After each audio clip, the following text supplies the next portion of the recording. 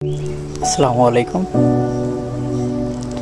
FIFA বিশ্বকাপ 2026কে কেন্দ্র করে কিছু কথা বলতে চাই, তবে কথাগুলো বলতে একটু ভয়ই লাগতেছে, কারণ আসলে এত এত জ্ঞানী গুণীদের ভিড়ে ক্ষুদ্র মস্তিষ্ক থেকে কিছু কথা বলবো যেগুলো হয়তো ভুল ভালো হতে পারে। তারপরও নিজের জায়গা থেকে চেষ্টা করি কিছু কথা বলার। আসলে খেলাধুলা বিনোদনের জায়গা।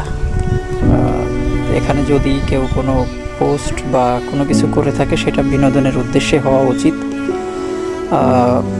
এই কাউকে গালাগালি দেওয়া বা অনেকেই আছে দেখা যাচ্ছে যে জমি বিক্রি করে দলের জন্য অনেক কিছু কিনে থাকে।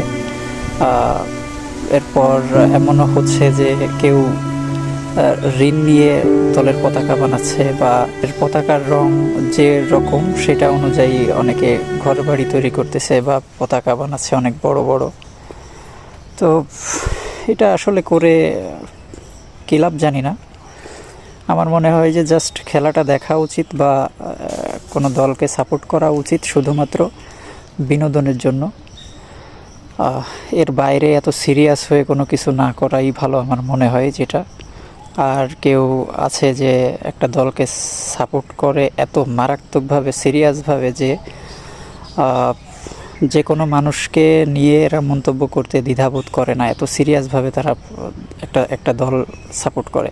আমার মনে হয় না যে এত সিরিয়াসভাবে কোনো কিছু করা উচিত। যদি আমাদের নিজেদের দেশ হতো বিষয়টা অন্য একটা ব্যাপার হতো, কিন্তু এটা যেহেতু আমাদের নিজেদের কোনো দেশ না এবং আশেপাশেরও কোনো দেশ না, বহির্বিশ্বের একটা অনেক দূরের দেশ, যেগুলো যারা বিশ্বকাপ জিতলেও আমাদের কিছু আসে যায় না, না জিতলেও আসে যায় না। কারণ আমি যে দলকে সাপোর্ট করি তারা যদি বিশ্বকাপ জিতে ফেলে তো এমন তো না যে তারা আমাদেরকে আরও কিছু আর্থিক সহায়তা দিয়ে একেবারে স্বাবলম্বী করে ফেলবে যে নাও আমরা বিশ্বকাপ জিতছি, তোমরা সাপোর্ট করছিলে যার জন্য তো তোমাদেরকে কিছু সহায়তা দেওয়া হলো বা তোমাদেরকে পুরস্কার দেওয়া হলো, এরকমটা তো না।